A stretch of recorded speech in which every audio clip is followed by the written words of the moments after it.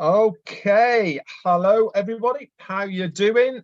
Here we are, myself, Redfern, alongside me today. I have got Collins Manor, Andy Burks, and the lovely Ivy Mix from the USA. How are we all doing?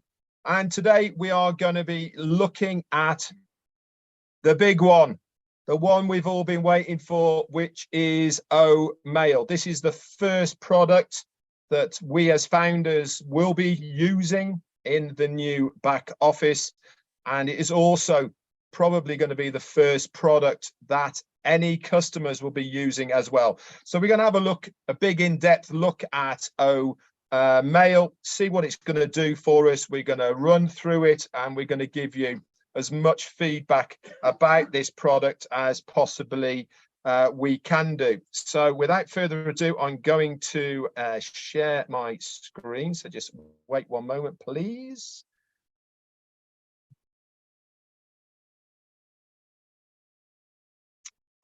And we're going to go straight over to the website.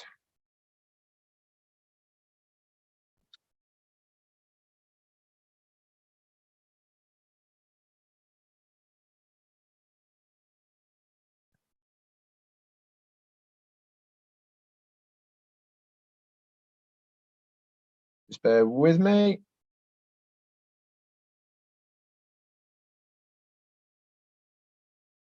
There we go. Okay, so all this information is coming from the official website of ONPASSIVE. There's no mystery about any of this at all. And we are going to be looking at our very own OMail.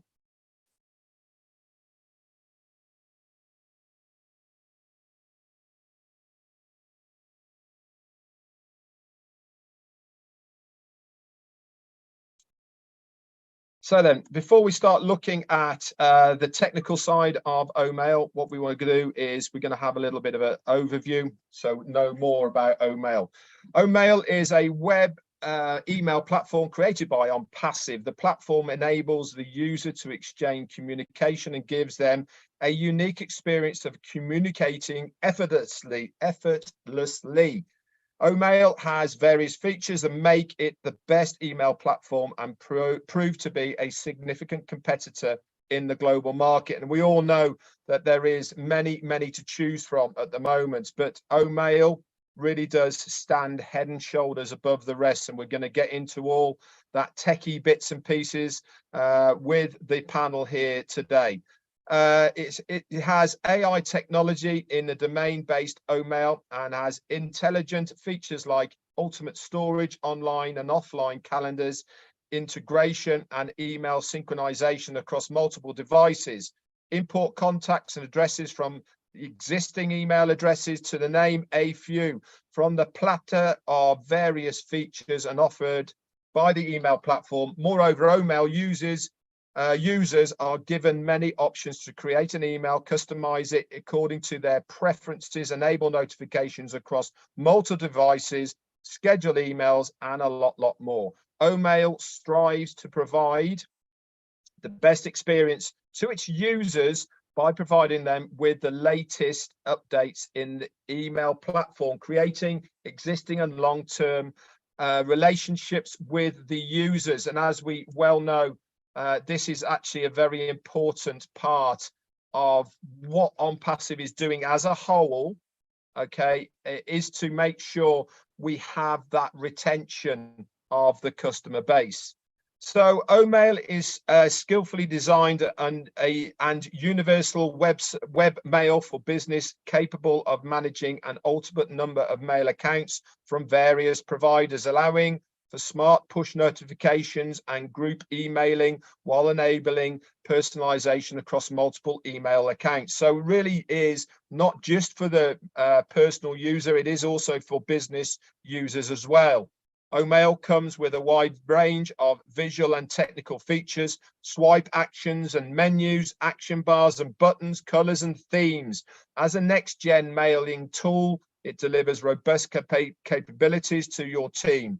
OMail data centers have top-notch security and surveillance with a reliable 99.9% uptime. I mean, that is pretty amazing that we can manage to stay up online with the amount of users that we are going to have in OMail. OMail domains-based email has integrated calendar that automatically syncs your events and updates it on the fly. Plan events, invite your contacts and set reminders with unmatched ease. Setting your calendar has never been this easy, allowing you to find the perfect balance in planning your daily and weekly schedules. Loving it already. So we're going to start running through some of the features here. Unlimited storage, as we said in that write-up, that is already there. Access online and offline calendars. We can also sync emails across multiple devices, import contacts from any of your existing email contact lists that you have had already, and also customize and enable notifications. So let's have a look then at the FAQs. We'll start running through these, and then I'm going to throw it out to you guys, what this means to you about OMail itself and what you are looking for in a mail platform. Now, we all have choices, and this is the reason that you guys are here today, is to give us your view of what you are looking for in a mail application. But before we do that, there is a few technical parts that some of you guys out there might actually not know. You might see them on your email. You know they're there. You know, how many times do we look at things in front of us on emails, etc.? It's got writing, it's got abbreviations, but we actually don't really know what they are, do we? So some of this content here is going to help you understand a little bit more about what you are seeing on that email when you are making it. So what does CC and BCC mean? So CC is a carbon copy, whereas BCC is a blind carbon copy. Now, I know what this means. I definitely know what Collins knows what it means. So I'm going to hand over to Collins. So Collins, can you put this into layman's terms for us, please?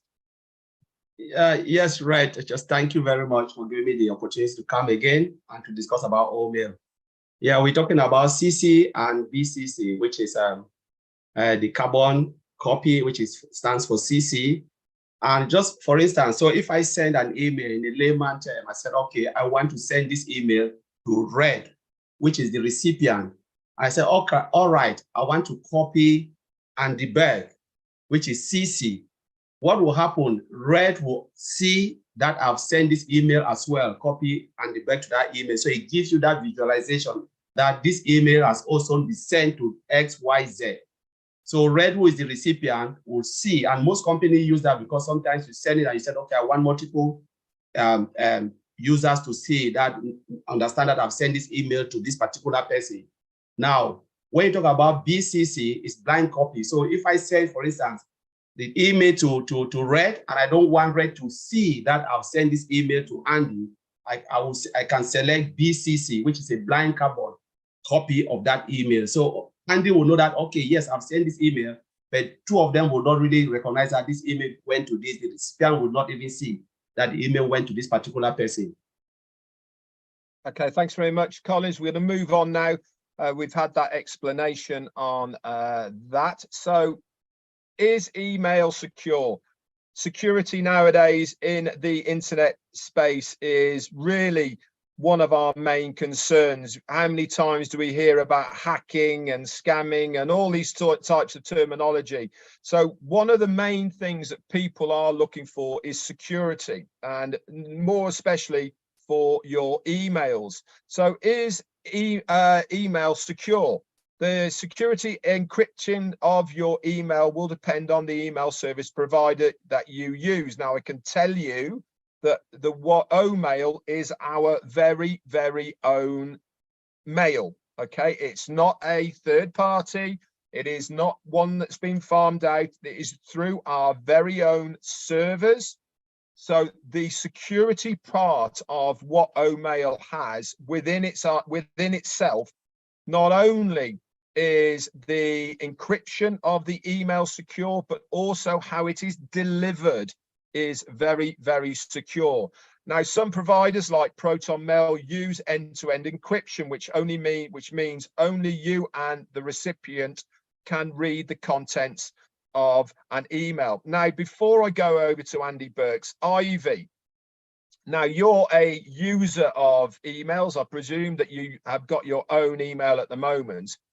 Yes. Is this security something that you would be looking at as from a user point of view?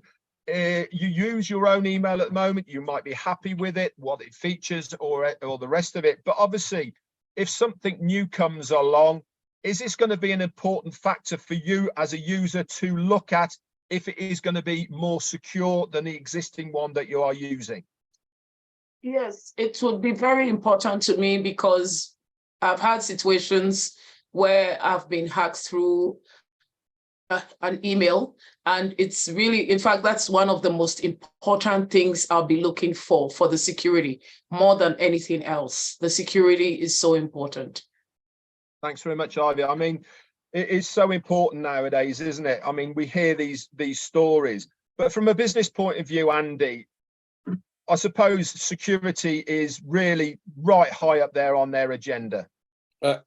Absolutely, Red. Let me put this into perspective and give you an indication as to a financial services company. Now, we would send, or the company would send out statements to their clients. Now, it's extremely important that those clients get that information, and it's therefore the system at the moment means that they send 2 or 3 emails out, one with a PDF which is locked, and then another email with a password that you have to go through. This is time consuming. Now, if you've got an end-to-end encryption by saying to your customers, look, come on to OMail, we're going to send you a statement that you can look at, no problem at all. You're part of OMail as well, and therefore I don't need the password. I don't need to get a password for the PDF or for the file that I'm sending through. But the other huge thing about it is that it means that the network builds. And as that network builds, the companies can use ONPASSIVE for so many other things as well. But yes, security is a massive issue for us, and it would be a massive time saver too. Yeah. Thanks very much, Andy. So what should I do actually if I do get hacked? Now, this is a very good question. A lot of people get very nervous, don't they, about this sort of thing. Well, obviously, the first thing to do is to change your password, because it means that somebody somehow has got your password. You should have a separate and authentic password. It should be easy to guess, I remember, and it should be used for other emails. So, Collins, I know that there is a recommended time that people should actually change their password on a regular basis. Can you give us some more information about this? Yes, right. Yeah. So it's always advisable for you to change it. Some companies will say changing once a month. Some will say changing once every 3 months. And sometimes I always based on my own way I do things, when I'm not really comfortable at it, I can change my password. So sometimes I just feel like, no, there's something really fishy. I just go about and change my password straight away. But the recommended time is change it every month, every week. And whenever you notice something fishy, just go ahead and change it.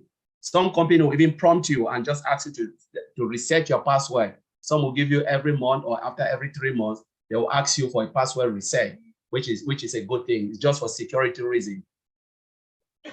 Thanks very much, Collins. And Ivy, I know you're probably like me, just a user of emails, and rightly or wrongly, we've probably got the same password for many things that we do online because it's the easiest thing to do. But having the security, knowing that it's going to be a lot harder, that's got to be a good thing, I would imagine, isn't it? That we don't have to worry so much about it with OMail because of the encryption of having our own servers. It makes us feel a lot more secure. And as you rightly said before, that that is your number one thing because of what has happened before for you. Just talk to us a little bit about when you did have that problem with your email. Did you have to go through a long-winded process to secure yourself once again? Just wanted to ask you, how did you know that I've had one email for years, not months, for years, you know, and we know we've been hearing that we have to change it, but can you imagine the ease that you don't have to bother about it anymore? And then also we have been told to use all these asterisks and all that. You know, you just want to spell the name of your dog, Shaggy number 2, and put it on. So now with the ease that we're going to have through OMail, I have cried. In fact, at this very moment, I'm buying an Apple computer because I hear that's the only one that you do not have to worry about being hacked and all that. So can you imagine the ease of so many people who cannot buy an Apple, and then you don't have to worry. You don't have to worry. I worry daily. And I did not even know that this was a feature. I'm sorry, but I'm happy to learn that we're going to be having something like that. That's absolutely fantastic. Thank you so much for that. Now, obviously, a lot of these questions are related to all emails that are out there. That isn't specific to OMail, but we're just going to run through these first, and then we are going to run through some of the features of what OMail are going to give us as a user, which is really what this whole presentation is here to do. But I believe that it's important to explain some of these things now for you, the users out there. They're probably things that you probably didn't even know had anything to do with your email. But as they say, knowledge, you know, is a good thing. And the more knowledge you have, then the more chance you have of knowing what is going on. So when we are setting up emails, they run on different systems, and as we've got here, we've got a thing called an IMAP and a POP3. So we're going to have a quick little look at this and explain what the differences to them are. Now, a POP3 and IMAP both are incoming email protocols, and in POP3, email gets downloaded from the mail server to the devices, and the identical mail is then deleted from the server, and here there is only one copy of that mail available on the device. Now, Collins is nodding his head vigorously here because he knows all about this. This is where OMail comes into its fore. Now, we have already just said that it is a dedicated email only for ONPASSIVE. Okay, that we know about. And hang on, transcript live, I'm going to put that on now. Just wait 1 second, sorry, and see if I've got the transcript. If not,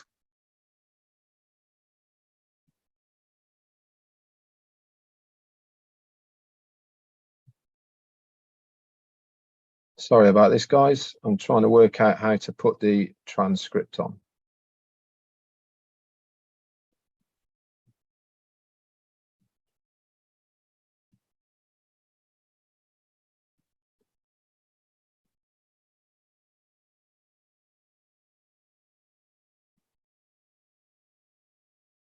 No, sorry, I can't work it out, Lynn. I'm afraid at the moment. So obviously with OMail, we have got our own servers. So it's not a question of we are using a third party where we are sending a mail to somewhere else, it goes to them, and then it goes down to the recipient. Everything is in-house that we are using. So Collins, just explain a little bit about the POP3 and the IMAP, and then also go into why we are going to be so different with having everything in-house and using our own service, please. Yes, thank you, Red. Yeah, as you just said, the POP, which is the Post Office Protocol version 3, and we're having the IMAP, which is the Internet Message Access Protocol. So they are two different. So as you already said, we've already mentioned it and defined it here, where you have just one device, and you normally with the POP3, it's just the server, because you're accessing that email on a single device. So you access it on a single device. So most of the information will be deleted from the server and you just have it downloaded on your device. The advantage of the POP3 is that you can have large amount of emails, which is correct. But again, you can have large amount of emails to access them. And again, to those who have low internet connectivity, they can still read their email online without any problem. That's one of the benefits of POP3.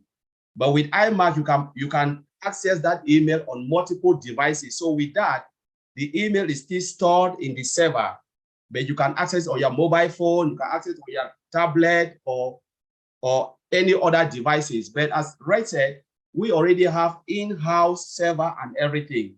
It is well protected. So with whatever we use, we shouldn't be worried about it because POP is the wide use communication tools, which we're using it for internet to access email in online.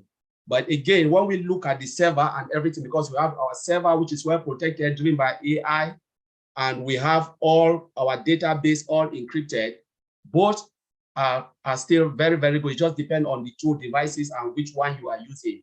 But businesses will come because a lot of people who use this, who are, they have businesses and they want to access their email from every location.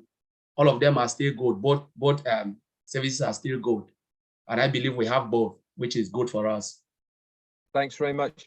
Now, we're going to go on to our email addresses case sensitive. Now, I always thought they were, back in the day, and Ivy, if you've had your email for as long as I probably have had mine, I can remember in the early days, everything had to be in lowercase. Now I'm going back to the 90s now. But obviously that's all changed now. You can have lower and upper capitals now and all sorts. It's not case sensitive anymore. And irrespective of how you type it, that email gets delivered. So with any email provider, I believe that is true. And with OMail, that is going to be the case as well, as far as I'm aware. Let's move on then to a couple of other things which I picked up on here.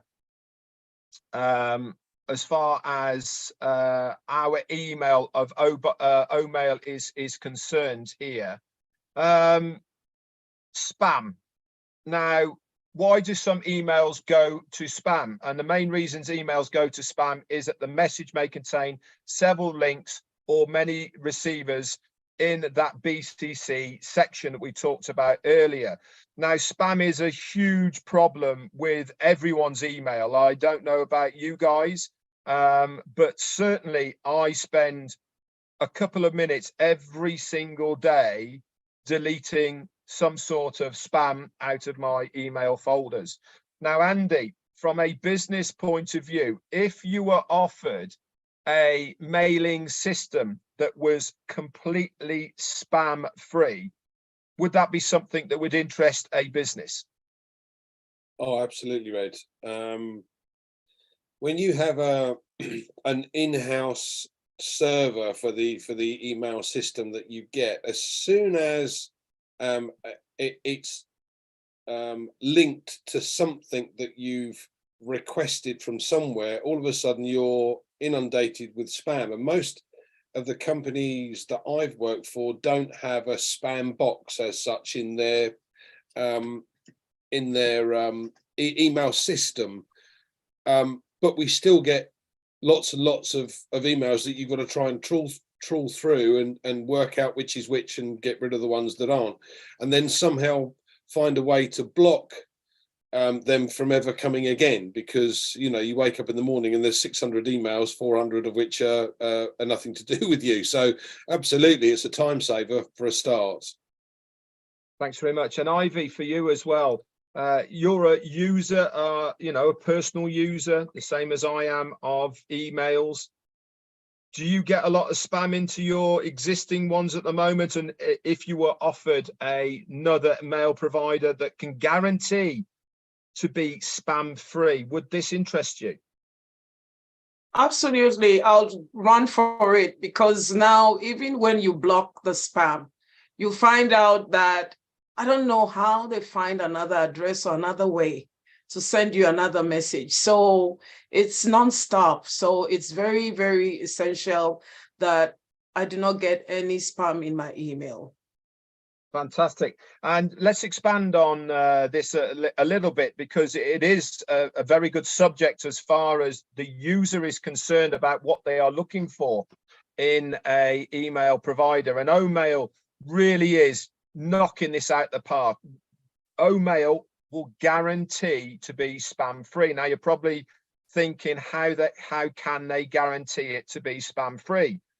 Because it is going to be on an approved basis. Now, every time that anybody sends a mail to Omail, you decide to approve it or to not approve it. Okay, and that means that if you don't approve it, you will never get another email from that email address again. But if you do approve it, it means that you are happy to receive mail from that recipient. No other email provider has this type of system. It is unique and only proprietary to Omail. And I believe that it's going to be taken up by so many people because of this unique feature to guarantee having a spam-free webmail service that you could rely on. Not only that, there is other features as well within Omail. You can automatically have designated mails go to designated folders within your email client. Now, when I receive emails at the moment, I have to physically transfer them into a file. Now, I know, Andy, from a business point of view, if you can pre-select various emails to go into different folders, how much time consuming would that, it would take out a lot of time for that individual and the company, because it would go straight into that folder. When you're limited for time, Red, what you do is you break down your requirements, your daily needs in A, B's and C's. So A's are the important ones, you need to deal with them straight away, B's and C's. When you've got your emails sorted out into a system that says, I'm going to receive them in these various files, you'll know as they go into the files exactly which ones need to be dealt with, A, B and C. So it's a time saver. And the fact that it's not going into one folder and then you have to, like you say, move everything, again, it's a time saver.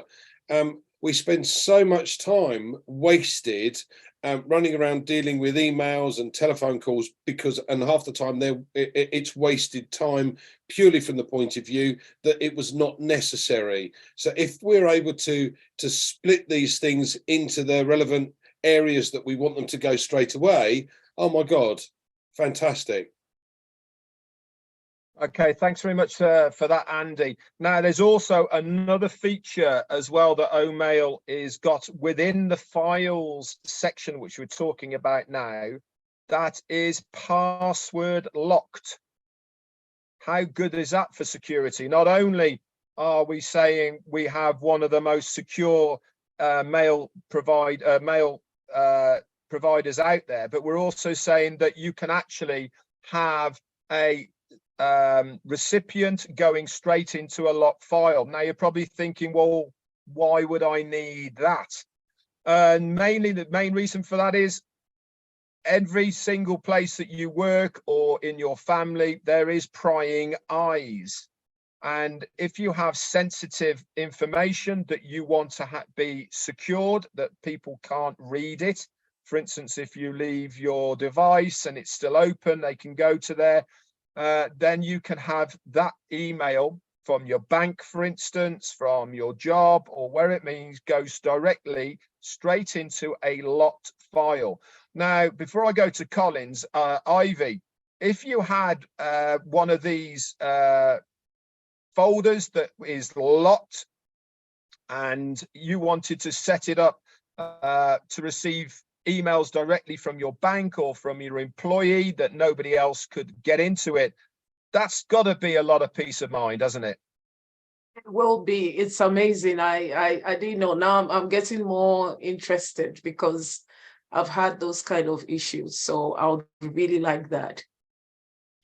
And Collins, obviously, you do the technical side of a lot of these. This is what you are. You're a tech guy. Now, to be able to set this up in the first place, to have it within a mail provider, that must have taken a lot of work just to get that one feature in there because of the coding that needed to go into OMail just to have that one folder password locked.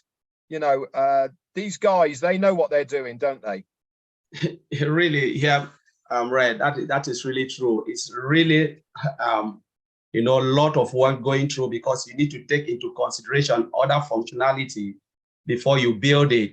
So by the time you implement that and you integrate it within that structure, it can break a lot of stuff, can just destroy a lot of work that you've gone through. So it's a really thoughtful process, how you will build that, how you integrate it, what type of APIs you call in, the database structure that information is going in. It's not just like simple lock you see, but everything is just going seamlessly from one end to the other. And to make sure when you integrate it, it becomes successful when you're using it. So it's really massive work for to do. Thanks very much. Okay, this next one is where actually are emails stored. Now, we talked about POP3 and IMAP before and how those all worked, but this depends on what your provider has. Now, normally they are either downloaded onto your computer and that's where they are. They're then wiped off a server, or in fact, some of them actually store them online on a server.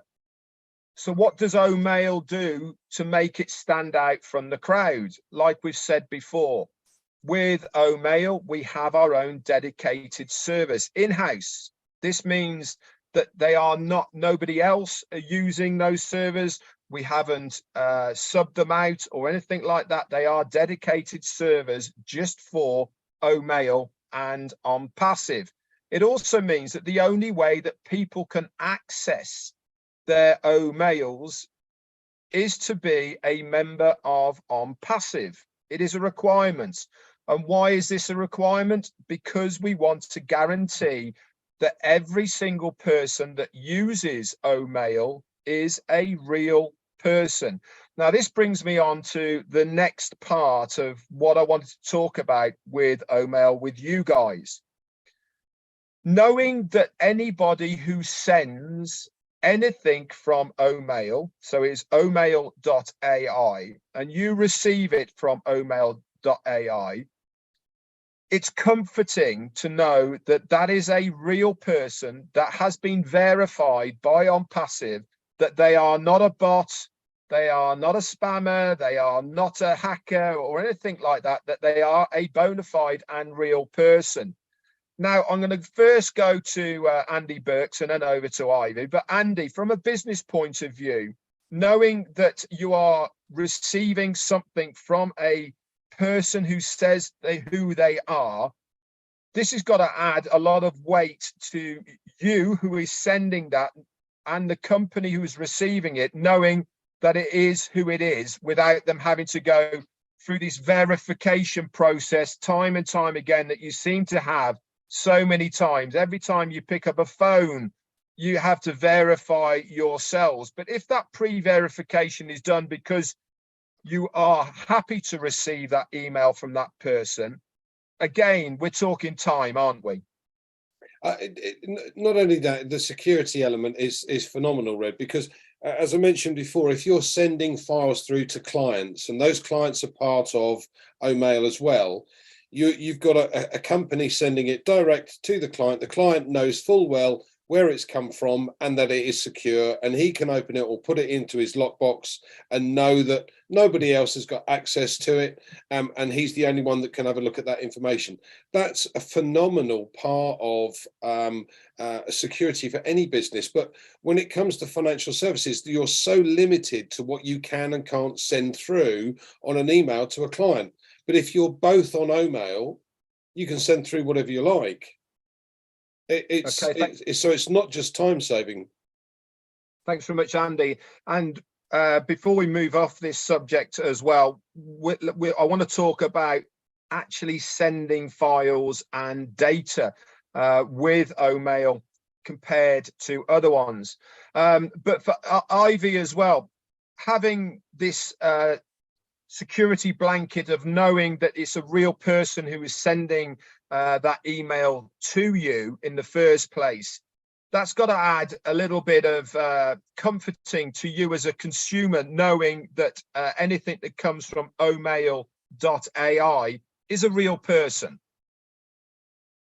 Yeah, it's comforting to know. And just like Andy said, especially when all of us, which I know will be the eventual case, all of us on OMail, you're so secured when you know it's Colin sending me an email. I'll not even think, because I know it's already been vetted and it's already been checked. It will give me a lot of peace of mind. Thanks very much. And Collins, just run us through how OMail is going to make sure that these people are real people. Just unmute yourself, mate. So we already talked about the security and the check with the AI that is behind the OMail. So as you move down the line, we know every record is stored in the database, and there is no way, no matter what you are doing, you think they will not check, because the system is there, is automated, and is driven by AI. So whatever you do, it is already there. They have log files that can check this. They have a lot of mechanism within OMail, because whatever you do from the front end, it goes to the database. And that is the mechanism where everything is being checked and verified and validated. We're talking about, the facial recognition that will come again, because ONPASSIVE is a real business. It must be real people.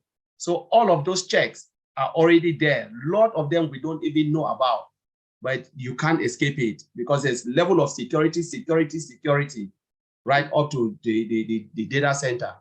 Mm-hmm. So I'll leave it there. Thanks very much, Collins. Now let's go back to sending and receiving information with OMail. Now, let's go back to normal mail providers. Now, if you are sending a file or photographs or videos, there's a limit because of the amount of information, size of the file, all the rest of it. And on many occasions with many providers, you have to either download them onto file sharers, or you have to convert them, or all sorts of pains that you have to go through to send people. And I know from a user point of view, around Christmas, what does everyone want to do? Send loads of photographs and send lots of videos of you enjoying yourself. And you can't do it on your mobile phone because it's too big. So you think, I know, I'll send an email. Guess what happens? They're too big for those emails as well. Then you have to buy something or download something just to get these photos and videos to someone else. And it's hassle, hassle, hassle. So what have OMail done to make things different? They have enabled us to be able to share files directly from email to email, regardless of what size they are, including working videos within its email content. Now, we're going to get onto templates and what is provided within the setup of writing the emails in a moment. But to be able to have the ability to send a file from one email to another email, regardless of what format it is in, and then the recipient being able to convert it directly from that email without having to download anything. Again, this makes it far superior to anything else that is out there in the marketplace. Now, first off, Andy, sending emails with information from business to business is probably the core reason why emails are sent. To have this ease of being able to send files in different formats to another recipient, and then to be able to then open it directly from the email without having to send it to a converter or to download anything. Again, this has got to be an added bonus and a reason why businesses will love OMail. Absolutely. Clients use different systems, companies use different systems. So, you know, they send you a file and then half the time you have to download the file and then find something to use to open it. It's, quite frankly, a pain in the proverbial.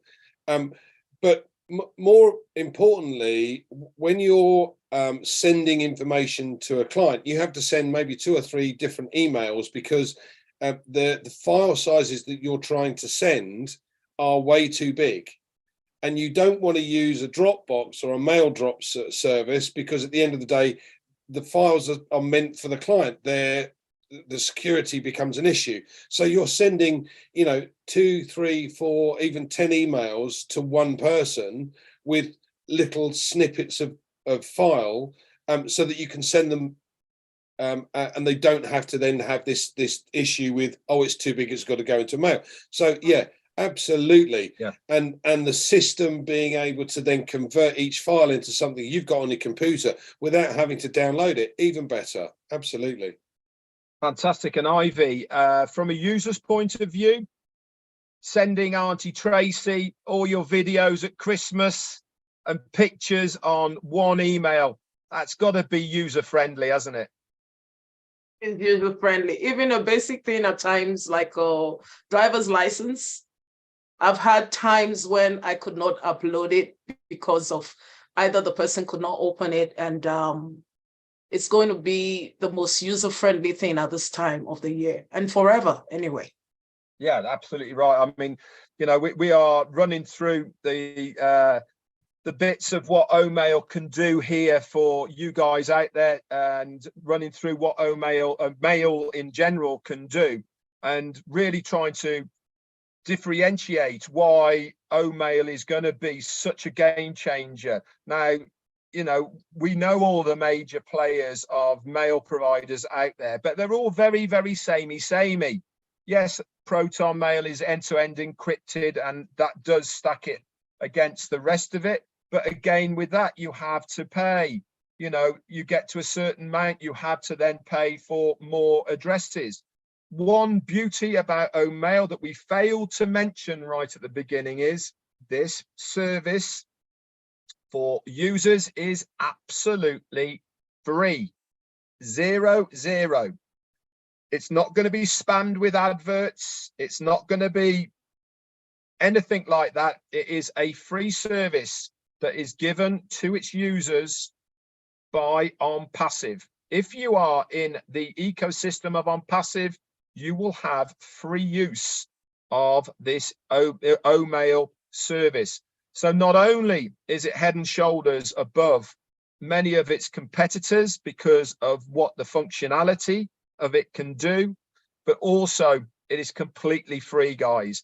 And I was reading reports that they are looking at charging mail providers out there. I won't mention which ones, but in the coming months and years, just if you had a free version, then you have to upgrade and you have to pay. So let's move on then now about mails in general. Do emails expire? That's a very good question. Some email providers have the facility where individuals' mails can be expired after a particular time. Now with OMail, I believe that they have the functionality of exactly the same. You can prerequisite how long that mail will stay on in front of you. So Collins, just talk us through a little bit about how this works, please. Yeah, yes, right. That's a good question, because one of the things we are looking is the space within our server and the data and the database. So for instance, you keep mail that you cannot keep a mail in a certain number of years, or say 10, 15 years to come, and you want to retrieve that mail. Some provider will not give you that. And I believe it will same like ONPASSIVE. They will give limited time, because remember, we're talking about space here, volume, number of users. So there will be limited time. in order to save space within the database and the servers and everything, so it can run smoothly. Thanks very much for that. Okay, here's an interesting one: is can emails be unsent? Now, this depends on your email provider. Some email providers have an option to set the time for unsending emails. Now, I know, and you guys know as well, that with OMail, because we are sending OMail, if you are sending OMail from an OMail provider to another OMail provider, you can actually retrieve that email even once it is sent. Now, there is very, very few that have this option out there. Obviously, if it goes externally to another provider, then unfortunately that won't be an option. But if you are sending an OMail to another OMail provider recipient, then you will have that option. And again, we all make mistakes, don't we, Andy? And I'm sure in business, how many times have you made the mistake of going, ah, damn, I wish I'd never sent that? It's not just that you've sent it to the wrong person or the message, yeah. And in certain circumstances, it can get a little bit embarrassing when you're sending the wrong thing to the wrong person. So it's always a good additional extra that you can have, yeah. Fantastic. And Ivy as well, I'm sure from just a straight user point of view as well, mistakes are made, aren't they? And if you can rectify that mistake before the recipient has opened it, then it's got to save a bit of face. Yes, at times too, you send a hasty reply, so you want to retrieve those ones, and yeah, so it will be a very good feature. Fantastic. And obviously up here, look, we were talking about the sizes of files that were sent, and like we said, Gmail, Hotmail and Reddit mail, they limit the size of the email messages you can send, but obviously with OMail doesn't come into it. If you think about this, Red, sorry to interrupt, but if you think about this, one of the biggest problems I've got is I've got loads of photographs on or photos on iCloud, right? But the problem I've had is that it seems to have disappeared on iCloud, and I've no clue as to why. So what would be really good for me would be to be able to send all of my photos through in one go off iCloud, close it down and not have to worry about using it again, yeah, and save it on a hard drive and on my computer, and then I've got it saved. They're my photos anyway, but at the moment what I'm having to do is to send 50 here, 25 there, you know, it and I've when you've got 8,000 photos, it's time consuming. Yeah, I bet it is. So we're going to talk a little bit now about templates. Now, templates are designed to make life easier for the user. Obviously, some mail providers have templates involved with them, but we have seen OMail. We have seen what it can do, and there is an awful lot of templates there for the user that we can use to make our lives easier. We can just add personal parts to it, but the initial templates are there, and you can actually make up your own templates and to save them so that you can reuse them all the time. Now, first of all, I'm going to go to Andy Burks here from the business perspective of templates. Now, I certainly know that in the business world, when you are sending out generic emails to clients for various reasons, you have to have this great big list of different templates and all the rest of it. And with OMail, if they have designated templates ready to do for you, if you have a drop down and you can select your business or occupation and they're all there, again, if they are done for you before you get there, then again, isn't that going to be something that customer businesses will be looking at? Absolutely, Red. What I've had to do in the past is create Word documents with the templates, with various different templates for each required email that I'm likely to send. So I may have a library of Word documents, probably about 25 to 30 different ones. So I have to open the right Word document, then copy paste it into the email. Oh my word, if we had the template facility, it would be so much easier. Click on the template, thank you, it comes up, sign it, bye, bang. Yes, time, everything about business is time saving, particularly with financial services. If you think about it, the only time a consultant will make money is if it's in front of a client. The rest of it is work that has to be done, but it's time wasted. The more time you can spend in front of a client, the more opportunity you have to earn money. So anything that allows a consultant to save time would make them more money. Absolutely. Fantastic. And I'm going to go to Collins in a moment. Ivy, having templates, we're not talking just business here.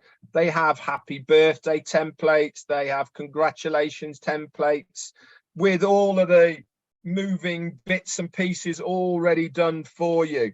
If you just put your name to it and send it to whoever you want to send it to, not only does it look good, but it also has a very personal effect, doesn't it, to the person who's the recipient of that email. So is that something that you as a user would use, do you think, or is it not your thing? I will overuse it because and because we always think it's meant for great people like Collins and, the tech people, they are too techy. So if everything is made simple for us, I would overuse it. Yeah, I agree with you as well. I think that people, I mean, above all, I think people are going to have a lot of fun with OMail. Everything's been set up for the user. In fact, every single product of ONPASSIVE is set up with the user in mind. Everything is there in front of you. You don't have to navigate off. It is all there in front of you to be used.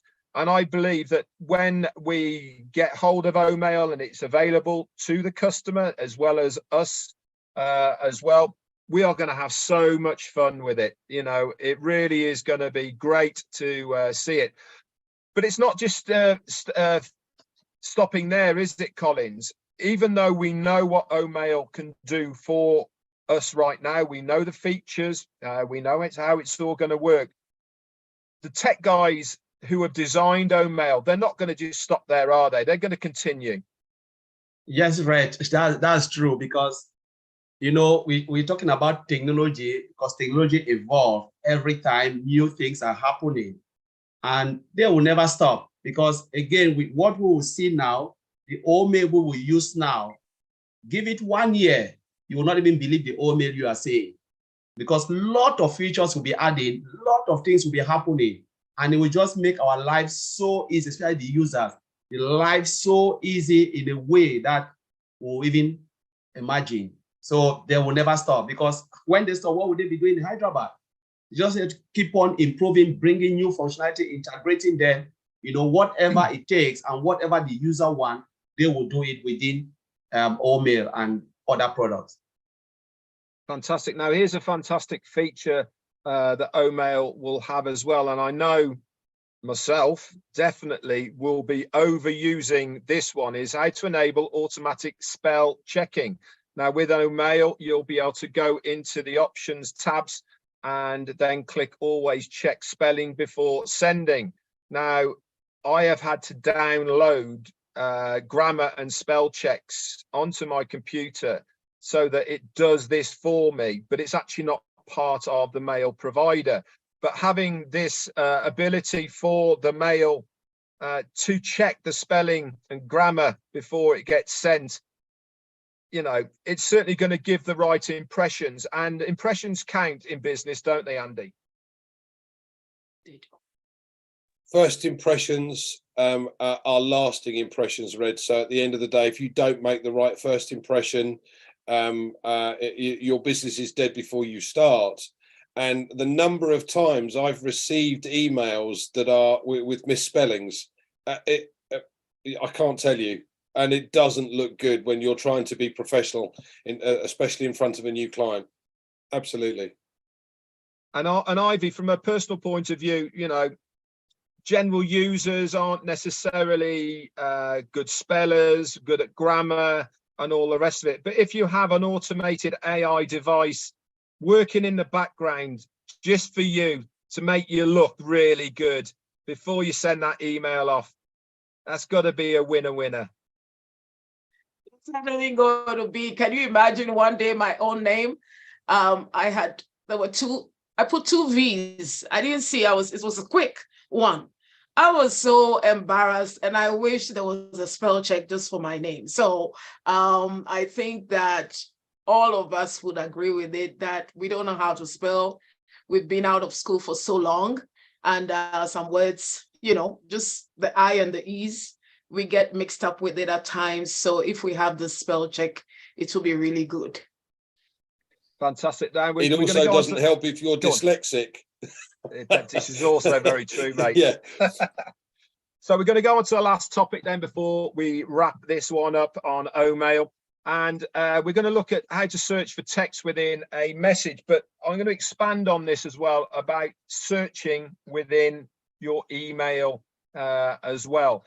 Now, you can open the message and press F4 to bring up the search dialog box and click and find and enter a new search criteria.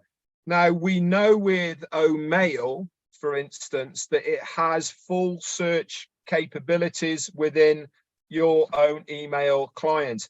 Now, I know I use it all the time now within my own email, but if it is AI driven and it's going to help you, as soon as you start typing, it's going to automatically bring up words, etc., like this again. You know, this is going to help on the time consuming. So first off to Collins, the technical side of, can you explain to us the technical side of how this searching works within an email? Yeah, so we have something like partial and full search functionality. So the way the code works behind, if you just code it the way you can start, for instance, I want to search for Andy Burke. I just said, once I start Andy, it will bring all the Andy, you know, everything will just return the result, whatever is in the database, the name. And the moment I continue to get a full search, it will just bring the same name. It will just bring Andy. But again, before you search, we have to remember that whatever is not in the database, you can't search for it. If it's not there, you've not saved it, you've not created it, the record will not be in the database. You can only search what is already in the database and what is, you know, you've already added them on your email.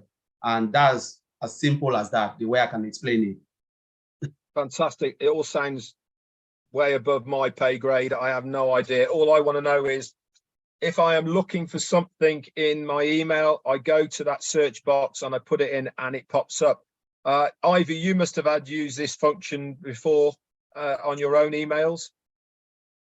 Yes, at times I do need it. At times I just remember one word or like a topic, and to scroll through emails I received 5 months ago, it's an impossibility. So you just type in, if you were talking about chicken, or you were talking about some recipes, or you were talking about any business, I just typing it in. If that is going to help, that would be a great feature. Fantastic. And last off then to Andy, as far as the business is concerned, businesses get thousands, hundreds and thousands of emails every single day onto their servers about all sorts of things. To have this searchability, to be able to pinpoint what mail you are after, that again makes you much more organized. Oh, absolutely. But if you're able to put in a text as part of the from the email itself that you've sent or you're looking for, well, yeah, absolutely. Everything is down to time saving, Red. Thanks very much. Okay, guys, then we've come to the end of this session on OMail. I hope it's been informative to all of you out there, not only to run through what mails in general do, but also what OMail can do for you. If you are not a ONPASSIVE user, OMail will be with you very, very shortly. Keep checking on ONPASSIVE.com, okay, to get your hands on your very own OMail. You will love what the features are. You will love the functionality of it. And above all, it is absolutely free. I'd like to personally thank Andy Burks, Colin Manor and Ivy Mix from the States for being on the panel with me on this session of ONPASSIVE products. Next week, we will be looking at another one of the fantastic ONPASSIVE products. Would love to see you here again on Thursday. That's it from me. Have a very good day, evening, wherever you are. Bye for now.